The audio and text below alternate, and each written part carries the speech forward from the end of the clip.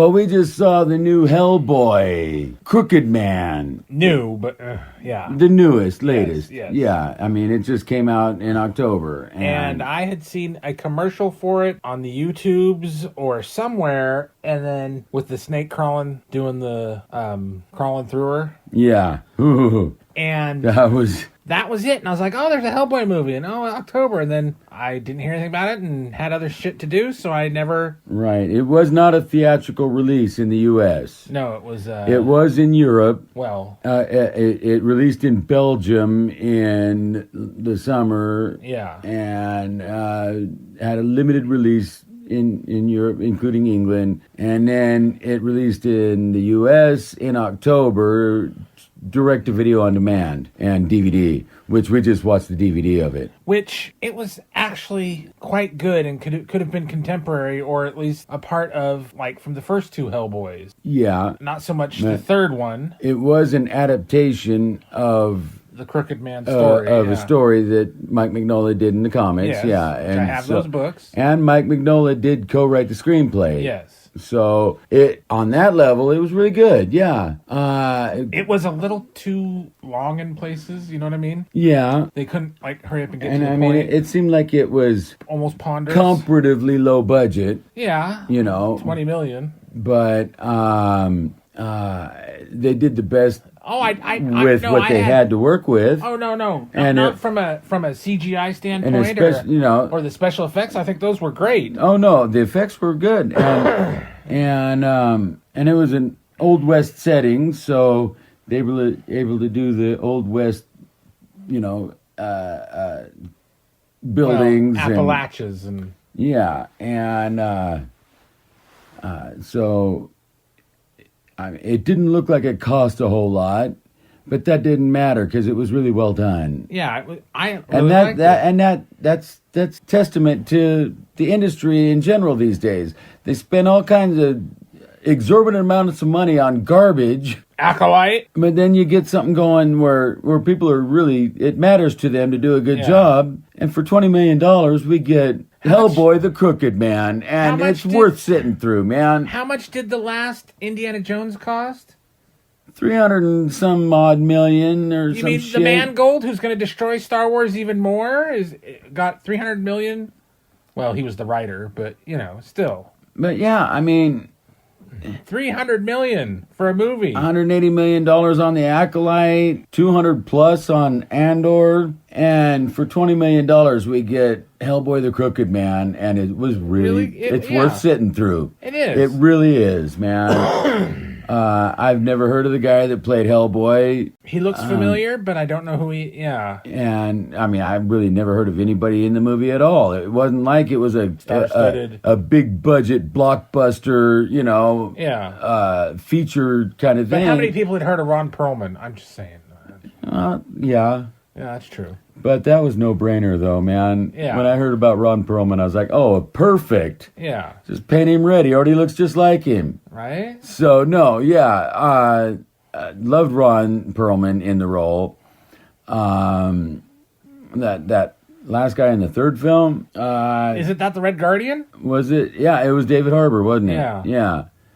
And Mila Jovovich was in it, and which I actually liked that story. Yeah, but no, the movie was. But bad. The way it was, depicted. Yeah, I mean, and she's old enough; she could show her hoots, it'd be all right. Because the witch in the book was naked. Yeah, because all the blood from a town, and that's a whole thing. But it was a bad movie. It just didn't work at all. But it just goes to show that if you're committed to what you're doing. You don't have to have $1 trillion. Yeah, and you don't have to have household names involved. Right. And you can still put out a decent quality product. Yeah. Which this was. I'm surprised it didn't make. Well, I guess the distribution was how they were going to make money, and it just didn't happen. Yeah, and I really don't know the whole story behind this movie. I looked up a little bit of details on it just because I had never heard of it. Yeah. It was my neighbor had the DVD and offered to loan it to me. What's this? Never heard of this. Is this new? when did this come out? You know, and yeah, sure enough, it was not a U.S. theatrical release with a lot of promotion, and so it's one of those things that you just have to come across. What did Mike Mignola do? And I don't know what platform it was released to, because it was released direct to video on demand in the U.S. and I don't know where that Paramount Max where it was actually offered, and because like I say, we watched a DVD of it. What did Mike Mignola do to Hollywood that he doesn't want to? Because I actually like. Well, what did Hollywood do to Mike Mignola? Would be the question, right? I'm just saying. I don't know, because I've heard he's difficult. You look at Alan Moore too, and how his experience with Hollywood and his material, and he'll never sell another piece of his work to Hollywood again. Right. After The Watchmen, and after V for Vendetta. But see, he didn't own those properties; those were still owned by DC Warner. Yeah. But he sold off the League of Extraordinary Gentlemen, and you see what we got from that, and that's what killed it for him. He's like, no, I will never sell another piece of my property to Hollywood again, because no, once they have the rights, they can do whatever they want with it, and yeah, League of Extraordinary Gentlemen, dude. Caused Sean Connery to quit films. Wow, what the hell? That's saying something, because wow. Yeah. So, Crooked Man is a good film. Crooked Man was good, and I mean, I can't help thinking that Mike Mignola's direct involvement in it made a big difference. Had to have. Well, I've heard some problems that he had with the director from the first two, Del Toro.